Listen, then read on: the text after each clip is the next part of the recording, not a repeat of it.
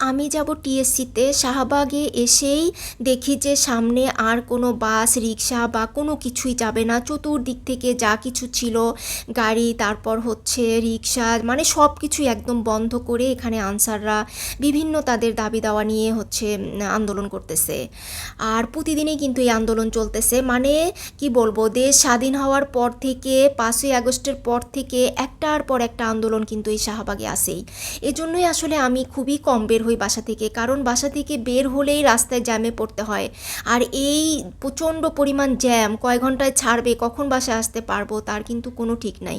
এজন্য আমি খুব প্রয়োজন ছাড়া একদমই কম বের হই। যাই হোক, হেঁটে হেঁটেই আমি শাহবাগ থেকে টিএসসিতে চলে আসি। আসার পর দেখি যে এত পরিমাণ মানুষ, মানে মানুষের ভিড় এখানে আসলে সামলানো যাচ্ছে না। আর সবাই কাজে ব্যস্ত, কেউ এখানে বসে নাই। সাধারণ মানুষ থেকে শুরু করে শিক্ষার্থীরা সবাই এখানে অংশগ্রহণ করছে। আর বাহিরে কয়েকজনকে বসানো হয়েছে, এখানে হচ্ছে সবাই বন্যার্তদের জন্য সাহায্য করতেছে। এখানে ক্যাশ টাকাগুলো নেওয়া হচ্ছে। তো কয়েকজন মেয়ে এখানে বসে বসে লিখতেছে কে কত টাকা দিচ্ছে, মানে হিসাব রাখতেছে আর কি। আর এখানে হচ্ছে অ্যামাউন্টের কোনো মানে নির্দিষ্ট কোনো অ্যামাউন্ট এখানে নির্ধারণ করে দেয়া নাই। 10 টাকা 20 টাকা থেকে শুরু করে 100 1000 যার যেরকম সামর্থ্য সেই অনুযায়ী সবাই হচ্ছে হেল্প করতেছে বন্যার্তদের জন্য। গত 2-3 দিনে কিন্তু বেশ কয়েক লাখ টাকা এখানে উঠছে বন্যার্তদের জন্য।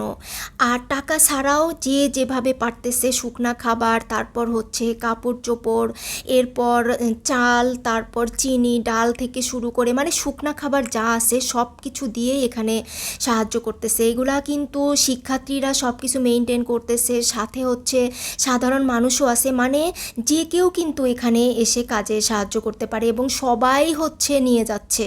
মানে এগুলা কিন্তু ভ্যান দিয়ে, তারপর রিক্সা দিয়ে, মানে যে যেভাবে পারতেছে নিয়ে আসছে। নিয়ে এগুলা হচ্ছে সব মুড়ি চিড়া, তারপর হচ্ছে পানি, সব কিন্তু একটা রুমের মধ্যে রাখা হয়েছে। আর এখান থেকে তো একজনের ভারী ভারী জিনিসগুলো তো আসলে একজনের পক্ষে নেওয়া সম্ভব না, এজন্য একজন একজন করে দিচ্ছে। তারপর আবার একটা রুম থেকে আবার আরেকটা রুমে নিয়ে যাওয়া হচ্ছে। ওখান থেকে সব কিছু প্যাকেটিং করে তারপর ট্রাক ভর্তি করে এখান থেকে একদম বন্যার্তদের জন্য নিয়ে যাওয়া হবে। আর আমরা তো সবাই জানি যে নোয়াখালী, তারপর ফেনী, কুমিল্লা সব জায়গায় কতটা দুর্যোগপূর্ণ অবস্থা, মানে বন্যায় মানে কি যে ভয়াবহ অবস্থা। আসলে এই সব এলাকার মানুষ কিন্তু এতটা ভয়াবহ বন্যা কখনো দেখেনি। যাই হোক, আমি দেখলাম যে 2-3টা রুম একদম ভর্তি করা সব শুকনা খাবার পানি, একদম সাধারণ মানুষ থেকে শুরু করে কেউ আসলে বাদ নাই। ছাত্র ছাত্রী সাধারণ মানুষ সবাই একসাথে কাজে নেমে পড়ছে।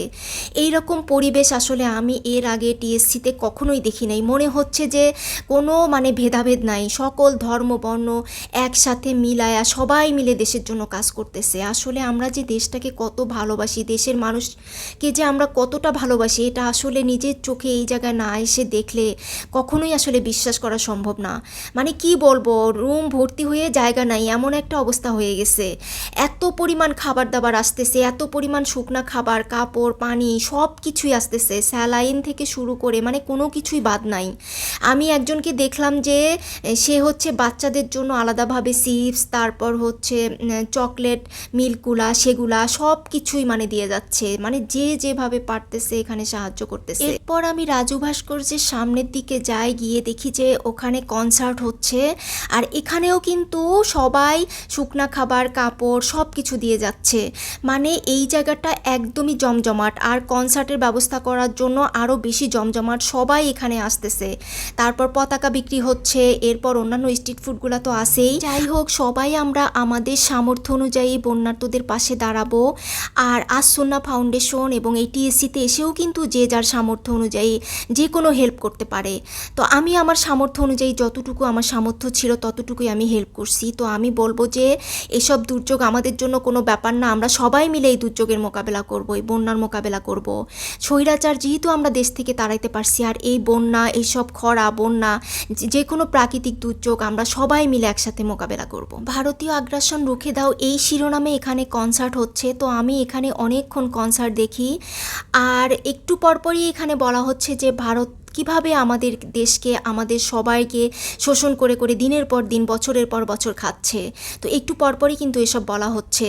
তো আমিও বলবো যে সবাইকে ভারতকে অবশ্যই বয়কট করা উচিত এবং ভারতীয় সকল পণ্য বয়কট করা উচিত। আমি আজ থেকে করলাম, আশা করি যে সবাই ভারতকে একদম টোটালি, আমরা যদি সবাই মিলে একসাথে হয়ে বয়কট করি তাহলে কিন্তু মানে 10-এর লাঠি 1-এর বোঝা একটা কথা আছে কিন্তু। তো আমরা সবাই মিলে যদি উদ্যোগ নেই অবশ্যই আমরা সফল হব। শুধু ভালোবাসতে চাই।